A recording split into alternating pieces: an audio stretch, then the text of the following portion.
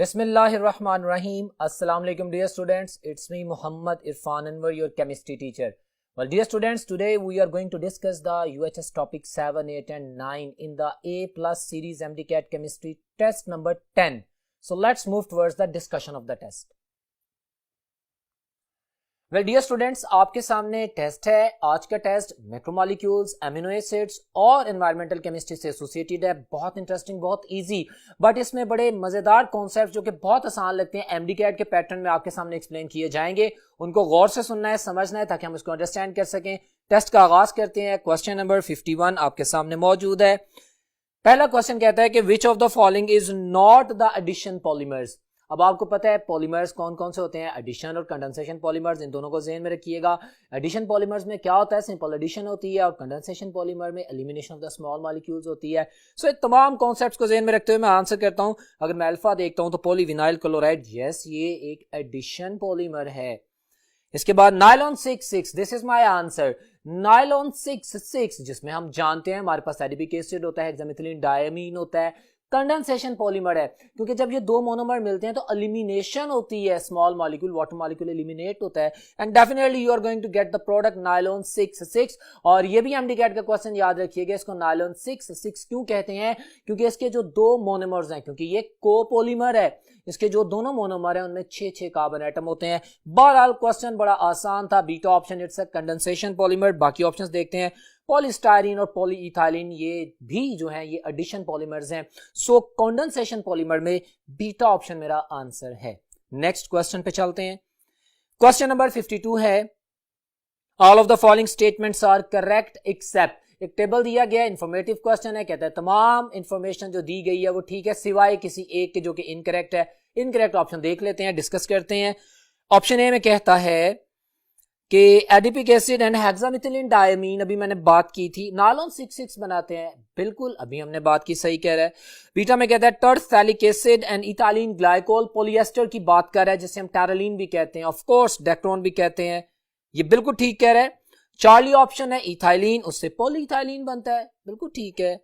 और डेल्टा में कह रहा है विनाइल क्लोराइड, और इससे पॉलीविनाइल क्लोराइड बनता है, पीवीसी बनता है, पॉलीएक्रिलोनाइट्राइल नहीं बनता. पॉलीएक्रिलोनाइट्राइल का मोनोमर विनाइल सायानाइड होता है, विनाइल क्लोराइड नहीं होता. सो डेल्टा ऑप्शन मेरा आंसर है. ये मिसमैच है, ये इनकरेक्ट है, बाकी ठीक थी.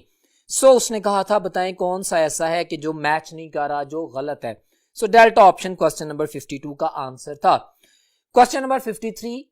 बट डियर स्टूडेंट्स, लेक्चर्स में हम बात करके आए हैं, हमने प्रीवियस टेस्ट भी डिस्कस किए हैं. मैंने कहा था कि आप लोगों को एमिनो एसिड्स की टाइप, उनकी नेचर, एसिडिक है, बेसिक है, न्यूट्रल है, इसके साथ साथ उनके स्ट्रक्चर्स की मुकम्मल इंफॉर्मेशन होनी चाहिए जो कि आपकी बुक में क्लैरिफाई किया गया है, ताकि आप इस तरह के सवाल को आंसर कर सकें जो उसने पूछा है.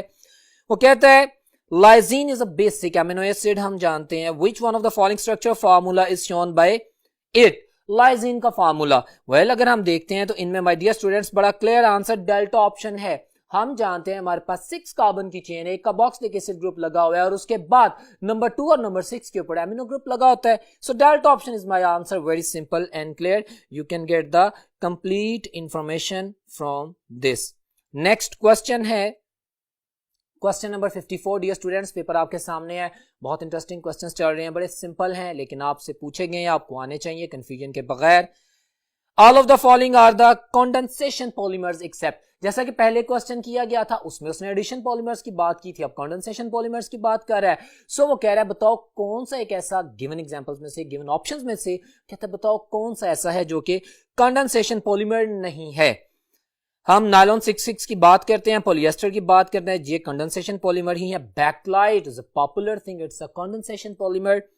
और पॉलीस्टायरीन ये एक एडिशन पॉलीमर है. Polyethene, polyvinyl chloride, polyacrylonitrile, polystyrene, ये तमाम एडिशन पॉलीमर्स हैं. आपकी बुक में, आपके एमडीकैट के सिलेबस में ये चीजें क्लियर हैं. So delta option is my answer. Very simple, that was. Question number 55. Dear students, which of the following is the correct structural formula of the nylon 6,6. अच्छा ये पोलियमाइड है, नायलॉन 6,6, इसकी अभी हमने बात की है। वो पूछ रहा है कि स्ट्रक्चरल फार्मूला बताओ पॉलीमर का, यानी हमने पॉलीमर के रिपीटिंग यूनिट की बात करनी है। बहुत इंपॉर्टेंट हमारे पास कंपाउंड है जो कि एमडीकैट के सिलेबस में बहुत डिस्कस किया गया है, यही बार बार डिस्कस किया जाता है। हमें इसके मोनोमर्स का पता होना चाहिए, हमें इसके मोनोमर्स के कॉमन नेम्स का पता होना चाहिए, हमें इस मोनोमर्स के आईपैक नेम का भी पता होना चाहिए, और फिर इन दोनों के कॉम्बिनेशन के बाद आफ्टर कंडेंसेशन जो रिपीटिंग यूनिट बनता है उसका पता होना चाहिए जो पूछा गया है। सो भाई मैं आंसर करता हूं, उसने मुझसे पूछा है कि स्ट्रक्चरल फार्मूला नायलॉन 6,6 का क्या है जब आप पॉलीमर की बात करते हैं, रिपीटिंग यूनिट की। तो मैं डियर स्टूडेंट्स इन तमाम ऑप्शंस में अब देखता हूं तो चार्ली ऑप्शन मेरा आंसर है। क्लियर है कि एडिपिक एसिड का फार्मूला सामने आ रहा है और उसके बाद हेक्सामिथिलीन डायमीन जो कंडेंस होने के बाद फाइनल रिपीटिंग यूनिट में आपके सामने आते हैं वो पूछा है। बहुत simple question. So Charlie option was the answer to this question. Next question पे चलते हैं, that is the question number 56। The backbone of each strand of the DNA. बहुत खूबसूरत सवाल। अब बायोलॉजी के स्टूडेंट्स हैं, एमडी कैट है, आपको पता होना चाहिए। अब न्यूक्लियोटाइड सुन के बहुत से बच्चे कंफ्यूज हो सकते हैं। जानते हैं न्यूक्लियोटाइड में आप नाइट्रोजनस बेस की बात करेंगे, आप शुगर मॉलिक्यूल की बात करेंगे, आप फॉस्फेट ग्रुप की बात करेंगे। अगर न्यूक्लियोसाइड बोलेंगे तो फिर फॉस्फेट ग्रुप को निकाल देंगे। उसने सवाल क्या किया है, एमडी कैट है, ध्यान से आंसर करना है। उसने कहा कि बताएं कि backbone of each strand of DNA, DNA strand जो कि हमारे पास स्ट्रैंड मूव करता है उसमें तो शुगर और फॉस्फेट ग्रुप होता है। हाँ, जो नाइट्रोजनस बेस लगी होती है वो तो उसके लैडर्स को बना रही होती है जो कि हाइड्रोजन बॉन्डिंग कर रही होती है। जो स्ट्रैंड है हमारे पास वो सिर्फ शुगर और फॉस्फेट पे मुश्तमिल होता है। क्लियर? बहुत खूबसूरत सवाल था। सो इस कॉन्सेप्ट को ध्यान में रखते हुए जो कि डीएनए का स्ट्रक्चर बहुत क्लियर है, विजिबल है आप लोगों को, मेरे पास जो ऑप्शन बनती है that is Charlie option. Sugar and phosphate strand के अंदर बैकबोन की फॉर्म में मौजूद होती है, नाइट्रोजनस बेसिस तो उससे बाहर होती है, चाहे एडेनिन, गुआनिन, साइटोसिन, थायमिन जो भी हो। ठीक है, so Charlie option is my answer. Very good question that was. Question number 57 कहते हैं many protein consist of alpha amino acid chain coiled into a spiral. Okay, structure की बात करेंगे, हम देखते हैं। Into spiral known as an alpha helix. ठीक है, आपको पता है अल्फा हेलिकल केमिस्ट्री क्या होती है, बीटा हेलिकल किसको कहते हैं, तो ये अभी हमारी डिबेट नहीं है। कहते हैं the spiral held together by the hydrogen bonds between nitrogen, hydrogen, carbon, oxygen. ठीक है, ये हमारे पास हाइड्रोजन बॉन्ड, सारी केमिस्ट्री एक्सप्लेन कर रहा है। क्वेश्चन क्या करता है, कहता है this structure of protein is called. My dear students, ये आपको पता है प्राइमरी स्ट्रक्चर होते हैं, सेकेंडरी स्ट्रक्चर होते हैं, टर्शियरी प्रोटीन का स्ट्रक्चर होता है। स्ट्रक्चर की बेस के ऊपर जब हम प्रोटीन्स की क्लासिफिकेशन करते हैं क्वाटरनरी स्ट्रक्चर्स भी होते हैं। सो ये जो डेफिनेशन बोली है ना इसने, this is the definition of the secondary structure. ये सेकेंडरी स्ट्रक्चर की डेफिनेशन है। हमारे पास अल्फा हेलिकल स्ट्रक्चर बन रहा है, हाइड्रोजन बॉन्ड की वजह से कॉइलिंग होती है। अगर ये कॉइलिंग मजीद कॉम्प्लेक्स होती है तो टर्शियरी स्ट्रक्चर आ जाता है, और अगर कार्पस्कुलर नेचर आ जाती है और कंपैक्ट हो जाती है, पार्टिकल नेचर विजिबल फॉर्म में सामने आना शुरू हो जाती है, तो definitely you are going to get the quaternary structure. Clear है? तो ये जो डेफिनेशन है, ये जो सिंपल डिस्क्रिप्शन है, ये बीटा ऑप्शन है, secondary structure. My dear students, आप पेपर में अपने सामने देख सकते हैं, मैंने तमाम एक्सप्लेनेशन आपके लिए फॉर यू पीपल पेपर में प्रिंट कर दी है, जिसमें डेफिनेशंस भी हैं primary, secondary, tertiary and quaternary की, और इसके साथ साथ उसकी एग्जांपल्स भी दे दी हैं। नेक्स्ट क्वेश्चन है क्वेश्चन नंबर 58। डियर स्टूडेंट्स, कहता है which of the following substance is not present in acid rain. Environmental chemistry को ध्यान में रखें, एसिड रेन का पता होना चाहिए, पीएच लेस देन 5 होती है, वो सारी बातें जो उससे रिलेटेड है। ठीक है, अच्छा उसमें हमारे पास जो सल्फर के ऑक्साइड है, नाइट्रोजन के ऑक्साइड है, कार्बन का ऑक्साइड। हालांकि एक और बात ध्यान में रखनी है कि कार्बन के ऑक्साइड की वजह से जो एसिड रेन होती है उसको हम एसिड रेन नहीं कहते, वो अनपोल्यूटेड रेन वाटर में कार्बन डाइऑक्साइड होता है। लेकिन फिर भी to some extent carbonic acid होता है, सल्फ्यूरिक एसिड, सल्फर का एसिड होता है, नाइट्रिक एसिड होता है, मेथेनोइक एसिड नहीं होता। Alpha option is my answer. Formic acid तो नहीं होता, ऑर्गेनिक एसिड तो नहीं होता एसिड रेन में। So very simple and very clear. बाकी तमाम एसिड्स की पॉसिबिलिटी है, मेथेनोइक एसिड नहीं होता। ये अलग बात है कि किस एसिड की वजह से रेन एसिडिक होगी या नहीं होगी। जैसे कार्बोनिक एसिड की वजह से रेन एसिडिक नहीं होती, हाँ सल्फ्यूरिक एसिड, नाइट्रिक एसिड की वजह से होती है, बट मेथेनोइक एसिड तो होता ही नहीं है। So alpha option is my answer. Question number 59 dear students, mark the incorrect statement. Incorrect statement देखनी है। ओके, देखते हैं क्या ऑप्शंस हैं। अल्फा में कहता है the polymer having an ester linkage are known as polyesters. बिल्कुल ठीक स्टेटमेंट, ऑफ कोर्स पॉलीएस्टर होगा जिसमें एस्टर लिंकेज होती है।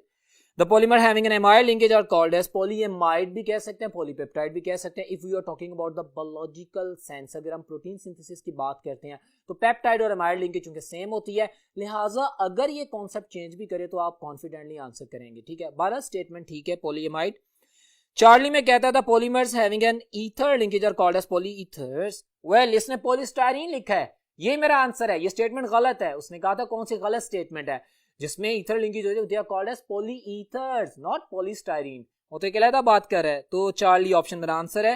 डेल्टा में देखते हैं तो addition polymers have no side products, बिल्कुल ठीक है, उसमें सिंपल एडिशन होती है। सारी स्टेटमेंट्स ठीक है लेकिन चार्ली इनकरेक्ट है, यही मेरा आंसर था। नेक्स्ट क्वेश्चन है question number 60 dear students. Consider the following structure of the alpha amino acids. Okay, उसके बाद अल्फा अमीनो एसिड का बेसिक स्ट्रक्चर बना दिया उसने, ठीक है, हमने देखना है। कहता which of the following statement is incorrect for the R group. ठीक है, इन अल्फा अमीनो एसिड्स टेबल दिया गया, इंफॉर्मेशन भी है, इंफॉर्मेशन के साथ साथ हमने अपने आंसर को भी इन्वेस्टिगेट करना है। कहता है इनकरेक्ट ऑप्शन देखो, अल्फा में कहता है एसिडिक अमीनो एसिड हो तो आर यानी alkyl chain, it may be due to the another COOH group. बिल्कुल भाई, एक तो अल्फा कार्बन पे COOH और एमिनो ग्रुप लगा हुआ है, अगर अल्काइल चेन में एक्स्ट्रा COOH होगा तो फिर एसिडिक अमीनो एसिड होगा। बिल्कुल इसी तरह बेसिक अमीनो एसिड में एक्स्ट्रा अमीनो ग्रुप लगा होगा, बीटा ऑप्शन भी ठीक है। चार्ली में न्यूट्रल कहता है it may be due to the alkyl group, simple alkyl chain लगी हो तो वो न्यूट्रल अमीनो एसिड है, बिल्कुल ठीक कह रहा है। डेल्टा में कहता है amphoteric, it may be due to the H atom, amphoteric nature, dual property, acid के साथ बेस, बेस के साथ एसिड। हमारे पास तमाम अल्फा अमीनो एसिड्स करते हैं, उसमें हाइड्रोजन एटम का कोई रोल नहीं होता, वहां पे तो COOH के जो H पॉजिटिव आयन लूज करने के बाद ज्विटराइन बनता है और NH2 एक्सेप्ट करता है N पॉजिटिव, तो फिर हमारे पास COO नेगेटिव और NH3 पॉजिटिव। इसकी वजह से हमारे पास जो डुअल नेचर से होती है उस वजह से होती है। तो ये डेल्टा ऑप्शन जो हाइड्रोजन एटम की वजह से कह रहा है my dear student, this is wrong. बड़ा सिंपल क्वेश्चन था, डेल्टा ऑप्शन मेरा आंसर है, ये इनकरेक्ट है। नेक्स्ट क्वेश्चन है जी question number 61। The each molecule of alpha amino acid can interact due to its basic and the acidic of course group. Correct है, ठीक है, जैसे मैंने अभी बात की, ठीक है। अब उसने ज्विटराइन बना भी दिया आपके सामने क्वेश्चन में। क्वेश्चन क्या करता है, कहता है the zwitterion have all of the following properties except. Zwitterion जैसे हम इंटरनल साल्ट भी कहते हैं, जैसे हम डायपोलर साल्ट भी कहते हैं, इसकी डायपोलर आयन भी कहते हैं, इसकी बातें ज़हन में रखिएगा। वो कहते हैं the word zwitterion comes from the German word zween which mean two, बिल्कुल ठीक है, इंफॉर्मेशन। बीटा में कहता है they are also known as the internal salt, मैंने यही कहा। चार्ली में कहता है they are the crystalline solids, बिल्कुल they are the crystalline solids and they are insoluble in water, this is wrong। यही वो पूछना चाह रहा था कि भाई कौन सी ऑप्शन गलत है। डेल्टा ऑप्शन मेरा आंसर है भाई, zwitterion is soluble in water, that is soluble in water। Alpha amino acids zwitterion बनाते हैं, alpha amino acids living organisms में होते हैं, वो तमाम ज्विटराइन बनाते हैं जो वाटर सॉल्युबल। सो ये डेल्टा गलत कह रहा है, ये मेरा आंसर है। Question number 62 dear student, statement है identify the incorrect statement about the importance of the atmosphere. Okay, importance of the atmosphere. Alpha में कहता है it plays a key role to sustain life on earth, बिल्कुल ठीक है। अगर air नहीं होगी तो हम मतलब सांस कैसे लेंगे, सर्वाइवल कैसे, of course. It absorbs most of the gamma rays from the outer sphere. My dear students, atmosphere के जो 4 यूनिट है जिसमें हमारे पास मीजोस्फीयर है, ऑफ कोर्स स्ट्रेटोस्फीयर है, पहले ट्रोपोस्फीयर है, देन स्ट्रेटोस्फीयर है, देन मीजोस्फीयर है, देन थर्मोस्फीयर है। जो स्ट्रेटोस्फीयर है वो एटमॉस्फेयर का ही पार्ट है, उसमें ओजोन लेयर होती है, सारी बातें याद है। और वो ओजोन लेयर्स कॉस्मिक रेज को एब्जॉर्ब करती हैं, तो ये गैमा रेज वाली बात गलत है। सो बीटा ऑप्शन जो है इनकरेक्ट स्टेटमेंट है, जो कि मेरा आंसर है। मैं बाकी स्टेटमेंट्स भी पढ़ता हूं। It absorbs ultraviolet radiation, yes absorbs, और it maintains the heat balance on the earth, सारी बातें ठीक है। बीटा ऑप्शन मेरा आंसर है जो कि इनकरेक्ट है, ठीक है। नेक्स्ट क्वेश्चन पे चलते हैं।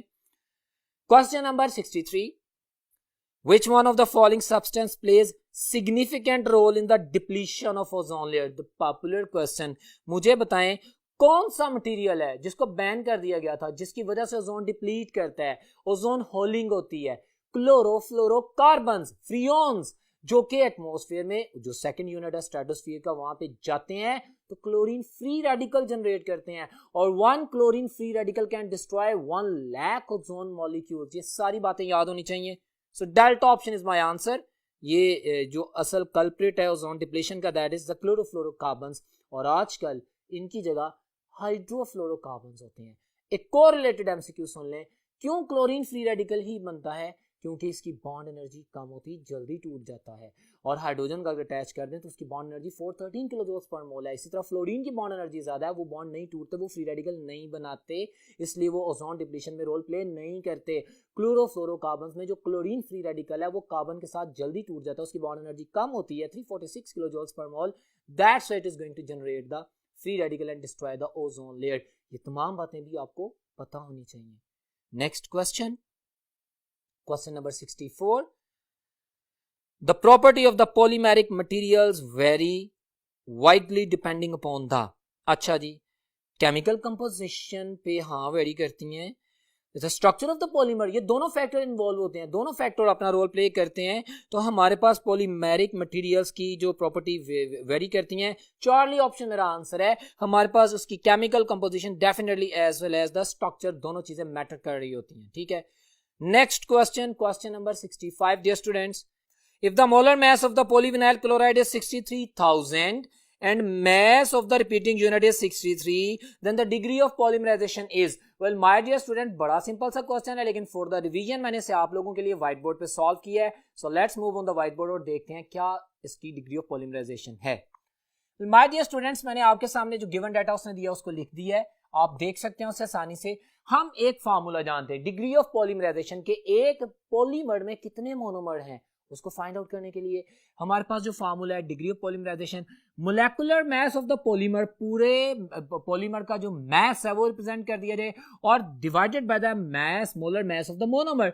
उसने मुझे दोनों वैल्यूज दे दी हैं, 63,000 उसके पॉलीमर का मास है, उसके मोनोमर का मास 63 है, मेरे पास 1000 उसका आंसर आता है, जो कि डिग्री ऑफ पॉलीमराइजेशन है। तो ये बताता है कि इस एक पॉलीमर में 1000 मोनोमर मॉलिक्यूल मौजूद हैं। So beta option is my answer. बड़ा सिंपल सा क्वेश्चन था। नेक्स्ट क्वेश्चन, क्वेश्चन नंबर 66 है, कहता है addition polymerization is a free radical addition reaction. It is catalyzed to produce the free radicals by, अब free radical mechanism में हम जानते हैं जब हम एडिशन पॉलीमराइजेशन कर रहे होते हैं। अब वो क्वेश्चन ये कर रहा है कि बताएं फ्री रेडिकल कैसे जनरेट होते हैं, वो तमाम बातें हम जानते हैं, ज़हन में रखिएगा। मैं ऑप्शंस पढ़ देता हूं। अल्फा में कहता है thermal decomposition of the organic peroxides, where the peroxides are the best source to generate the free radicals in the industry to produce the addition polymers। बिल्कुल सही कह रहा है। बीटा ऑप्शन में कहता है the photochemical decomposition of the organic compound. दोनों बातें ठीक हैं, हम जैसे होमोलाइसिस करते हैं, जैसे कि हमने ऑर्गेनिक केमिस्ट्री के स्टार्ट में हैलोजिनेशन की थी अल्केन्स की, तो वहां पे भी हमने होमोलिटिक क्लीवेज की थी, in the presence of the light हमने फ्री रेडिकल्स को जनरेट किया था। तो ये दोनों स्टेटमेंट्स ठीक हैं। क्वेश्चन नंबर 66 का आंसर है Charlie, very simple and clear. Next question, question number 67, environmental pollution refers to, environmental pollution refers to क्या होते हैं? अल्फा में कहता है peeling off the top of the soil only. Well, अगर सॉइल की अपर सरफेस उतार दी जाए या उतर जाए या कोई रिएक्शन हो जाए तो डेफिनेटली अगर उससे ह्यूमन हेल्थ पे कोई असर नहीं है तो वो पोल्यूशन नहीं है। सो ये तो आंसर नहीं है। बीटा में कहता है release of the toxic materials in the environment only. This is my answer, of course the toxic materials which are going to disturb the nature, specifically human health. So beta option is my answer. Question number 67 का answer beta है। Next question, question number 68 है, 2 alpha amino acids can combine with the elimination of the water molecule। yes, ठीक है, ये हमारे पास peptide bond की बात कर रहा है। कहता है the reaction takes place between the carboxylic acid group of the one amino acid and the amino group of the another. बिल्कुल ठीक है, एमाइड ग्रुप की बात कर रहा है। This type of reaction is called, reaction mechanism पूछा है, it's a condensation polymerization. It's a condensation method because two monomers are combining together to form a polymer with the elimination of a small molecule. What molecule? So this is condensation polymerization. तो ये reaction condensation reaction है। Beta option मेरा answer है। बहुत clear answer. Next question my dear student, आप देख सकते हैं क्वेश्चन नंबर 69 है, the chemical species released by the chlorofluorocarbons are harmful to ozone layer are। मैंने अभी थोड़ी देर पहले कंप्लीट डिस्क्रिप्शन की है। ये सवाल एक तरह से आपके लिए पहले इंफॉर्मेशन की फॉर्म में मौजूद है। हम जब क्लोरोफ्लोरोकार्बन्स की बात करते हैं वो ओजोन लेयर को डिप्लीट करते हैं और क्या चीज रिलीज करते हैं, chlorine free radical. So beta option is my answer. Chlorine free radical की मैंने रीजन भी बता दी, क्योंकि इसकी बॉन्ड एनर्जी बहुत कम होती है, इसका बॉन्ड टूट जाता है, और 1 chlorine free radical can destroy 1 lakh ozone molecules, ये भी याद रखना है आपने, ठीक है। So beta option is my answer. Question number 70, identify the incorrect statement. Incorrect statement, alpha में कहता है about 20 amino acids are found in proteins, बिल्कुल ठीक है, जिसमें एसेंशियल 10 नॉन एसेंशियल, ठीक कह रहा है। All the amino acids found in proteins are alpha amino acids. Living organisms में डेफिनेटली अल्फा अमीनो एसिड्स होते हैं, और अल्फा अमीनो एसिड्स ही होते हैं जो कि ज्विटराइन बनाते हैं। सारी बातें मैंने लेक्चर में भी एक्सप्लेन की हुई हैं, आपको पता होनी चाहिए। कहते हैं all the alpha amino acids are optically active. Well my dear students, Charlie is my answer. Incorrect statement है, हमारे पास ग्लाइसिन है। You know what is an optically active material? The compound which contain the chiral carbon. What is chiral carbon? The optically active carbon. What do you mean by this? If a carbon atom is attached with 4 different atoms or groups, then it is optically active. Then this is called as chiral carbon, and then it is being represented by the steric. अब glycine जो कि simplest amino acid है, उसमें आप देखते हैं उसके carbon के साथ कार्बोक्सिलिक एसिड ग्रुप है, अमीनो ग्रुप है, लेकिन बाकी 2 बॉन्ड्स एक ही जैसे हाइड्रोजन एटम के साथ अटैच हैं, तो वो ऑप्टिकली इनएक्टिव होता है। इस स्टेटमेंट की वजह से मैं जो ये बात मैंने आपको एक्सप्लेन की है कि ग्लाइसिन ऑप्टिकली इनएक्टिव है, इस वजह से मैं चार्ली ऑप्शन को इनकरेक्ट कहता हूं। वो कह रहा है तमाम अमीनो एसिड जो है वो ऑप्टिकली एक्टिव है, ऐसा नहीं है, ग्लाइसिन ऑप्टिकली इनएक्टिव है। So Charlie is my answer. बाकी तमाम स्टेटमेंट्स ठीक हैं। Question number 71, result of the ozone hole is acid rain. नहीं, एसिड रेन का कोई ताल्लुक नहीं है। Increased amount of the carbon dioxide, बिल्कुल इररेलेवेंट है।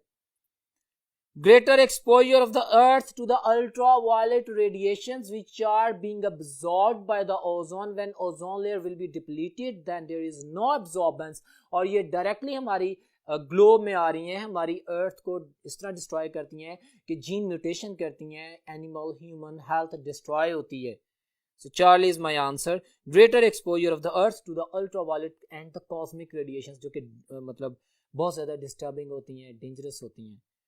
सो 72 क्वेश्चन है, which of the following is the correct formula of the polyacrylonitrile. My dear students, मैंने कहा था विनाइल साइनाइड मोनोमर है। विनाइल साइनाइड जब एडिशन पॉलीमराइजेशन करता है तो पॉलीविनाइल साइनाइड को ही हम बोलते हैं पॉलीएक्रिलोनाइट्राइल। बड़ा जबरदस्त फाइबर है, हमारे पास ये वाटर रेजिस्टेंट होता है, बड़ा प्रोटेक्टिव कोट के तौर पे यूज हो सकता है, इसके बेतहाशा यूजेस हैं। बहरहाल उसने यहाँ पे इसने पूछा है कि इसका फार्मूला क्या है। So my dear students, very simple, delta option is my answer. Vinyl cyanide को हमने पॉलीविनाइल साइनाइड यानी पॉलीएक्रिलोनाइट्राइल बना दिया, delta. Next question, question number 73, identify the incorrect statement about the DNA, deoxyribonucleic acid के बारे में इनकरेक्ट स्टेटमेंट। अल्फा कहता है कि it is formed in the nucleus of the cell, बिल्कुल ठीक कह रहे हैं। बीटा में कहता है it has nitrogenous bases such as purine, और प्यूरिन में साइटोसिन एंड थायमिन कह रहा है। जरा ध्यान से, आप लोग बायोलॉजी के स्टूडेंट हैं। और पिरिमिडीन्स में कह रहा है adenine and thymine. My dear students, बिल्कुल गलत स्टेटमेंट है, बीटा ऑप्शन इज रॉन्ग। यही मेरा आंसर था, हमने इनकरेक्ट स्टेटमेंट देखनी थी डीएनए से एसोसिएटेड। बिल्कुल गलत इंफॉर्मेशन, आप जानते हैं प्यूरिन्स क्या होती हैं, पिरिमिडीन्स क्या होती है, एडेनिन, गुआनिन, साइटोसिन, थायमिन, ये सारी केमिस्ट्री आप लोग जानते हैं। So beta option is incorrect. मैं बाकी स्टेटमेंट्स भी पढ़ता हूं। कहता है it's nucleotides consist of the deoxyribose sugars, of course that's why it is called as deoxyribonucleic acid, सही कह रहे हैं।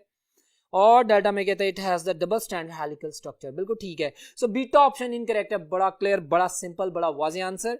नेक्स्ट क्वेश्चन पे चलते हैं, क्वेश्चन नंबर 74, निनहाइड्रीन। ओके, ये आपको आइडेंटिफिकेशन टेस्ट है प्रोटीन्स के लिए।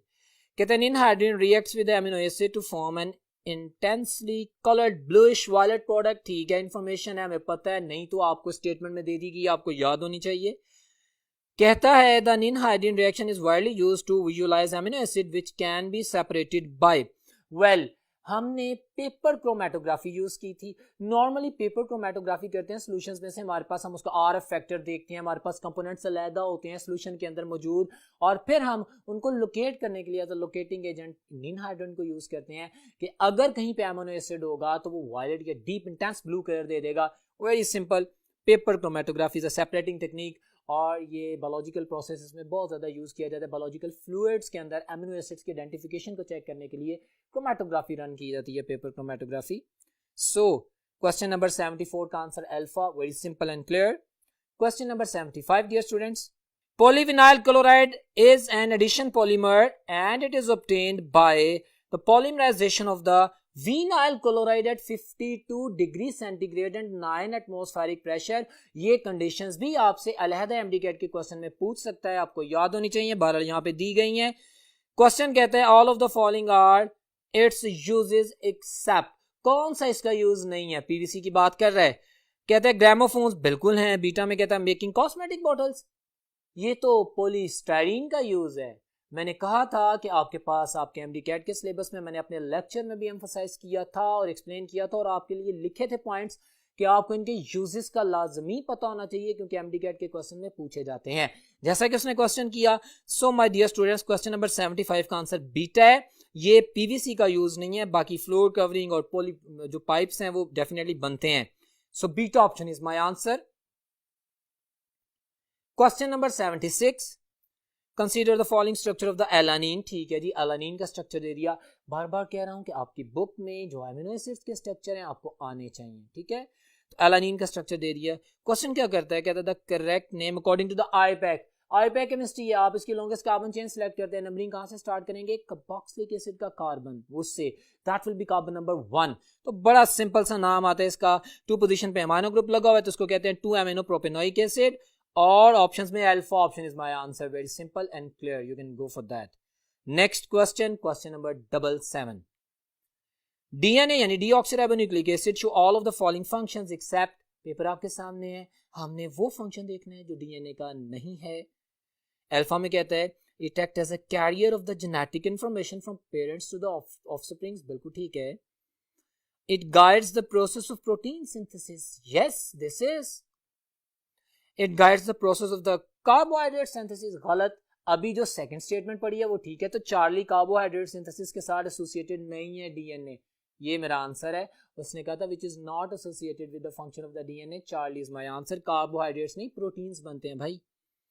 आगे कहते हैं it involves in the synthesis of RNA, of course उससे रेप्लिकेट होके बनता है। So Charlie option was my answer question number 77 का। नेक्स्ट क्वेश्चन है question number 78, dear students, a molecule or a group of the molecules when repeated to get a polymer is termed as। खूबसूरत सवाल, बहुत से बच्चे इस simplest concept में alpha पे ट्रिक हो जाएंगे। मोनोमर, रिपीटिंग यूनिट मोनोमर नहीं।